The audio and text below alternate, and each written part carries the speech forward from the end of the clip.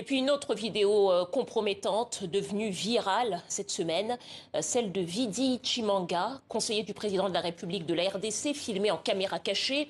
La vidéo le montrerait en train d'offrir à des investisseurs étrangers un accès aux mines du pays, ainsi que sa protection en échange d'une commission. Je vous propose d'en regarder un extrait. I think you know who I am from the president, so I'm a relative of him. I'm very close from him. I have financed his political campaign to become president, so I financed it. So I earned the money. I don't want to be paid to my shield.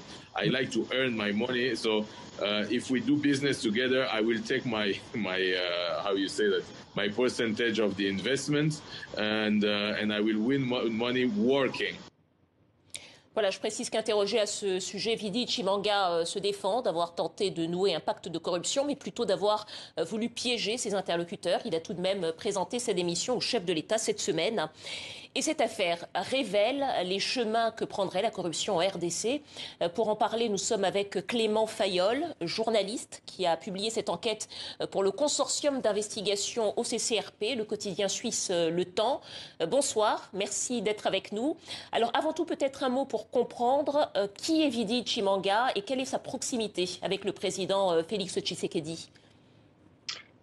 Vidi Chimanga, c'est un homme d'affaires congolais qui a été déjà actif dans les mines avant de rentrer en politique et puis qui a été un des premiers compagnons de route du président actuel de RDC et qui, depuis son arrivée à la présidence, était conseiller stratégique.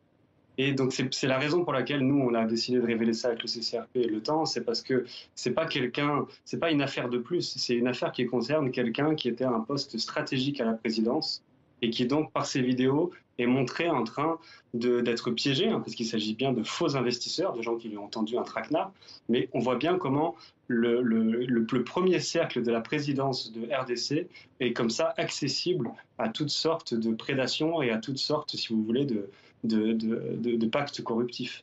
Et selon vous, est-ce que ces images révèlent le visage de la corruption dans les mines en RDC? En clair, est-ce que c'est comme ça que ça se passe habituellement?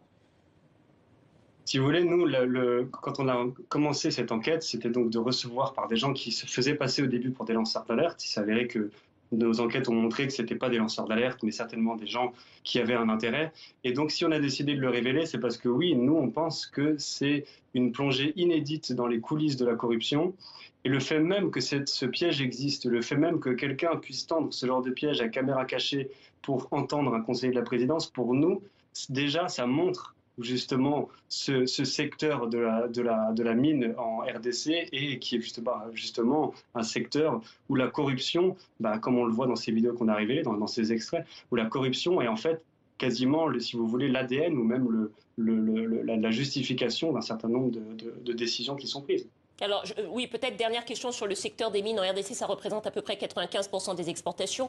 Peut-être en quelques mots, quel est le poids de la corruption dans ce secteur économique, le poids de la corruption dans les mines, mais sur l'économie globale de la RDC? En fait, quel est le manque à gagner, précisément, peut-être?